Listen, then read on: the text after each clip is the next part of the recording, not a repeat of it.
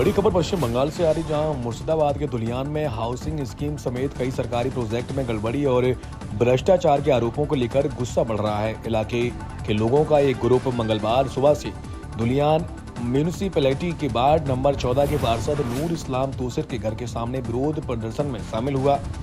स्थानीय लोगों का दावा है कि हाउसिंग स्कीम समेत कई सरकारी प्रोजेक्ट में नाम जुड़वाने और फायदे दिलाने के नाम पर आम लोगों को ठगा गया है।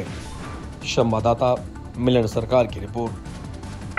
8 বছর হলো টাকা দেওয়া জমা ঘর দেবো বলেছে, ঘর দেয় না। যখন যাচ্ছে এই আসছে টাকা দিয়েছে, 80 টাকা দিয়েছি।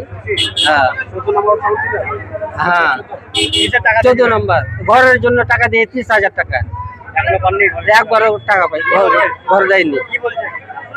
বলছে এই আসছে তোমাকে দিব, এই আসছে দিব, আর দেয়নি। 8 বছর হয়ে গেল। 8 বছর টাকা দেয়নি। হ্যাঁ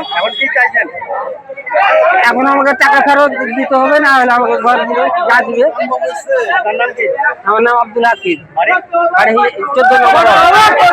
টাকা দিয়েছি, কানের গড়ন দিয়েছে, তাতে আমার দুবার টাকা ঢুকেছে, একবার আমার শাশুড়ির নামে, একবার শীষ মোহাম্মদের নামে, আমার স্বামীর নামে।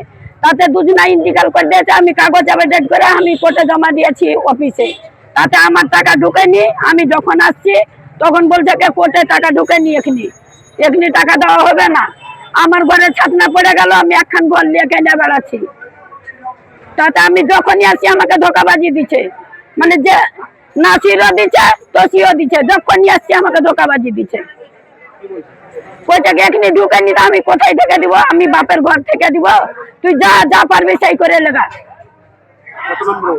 14 নম্বর ওয়ার্ডে 10 বছর আগে টাকা দিয়েছি, দুবার পেয়েছি। একবার 80,000 দিয়েছে, 25,000 কেটেছে, একবার 1 লাখ দিয়েছে, 25,000 কেটেছে। এখন জানছি কিনা আমাকে ঘরের টাকা দিতে চাহে না, আমাকে ঘরের টাকা দেয় না, আমার ঘরে সিঁদুরে পড়ে গেল। তা আমি যে এখন ঘর নিয়ে লটিয়ে বেড়াচ্ছি, আমি কোনটা ঘুমাবো? আমি যে স্বামী হারা হয়ে গেছি এই বয়সে, তা আমি কোন জায়গাখানে রহবো? আমার এখন নাবালক আছে। তাতে আমি যখনই আসি আমাকে ধোকাবাজি দিচ্ছে। আমার নাম মামেতাজ খাতুন, বাড়ি 14 নম্বর ওয়ার্ডে।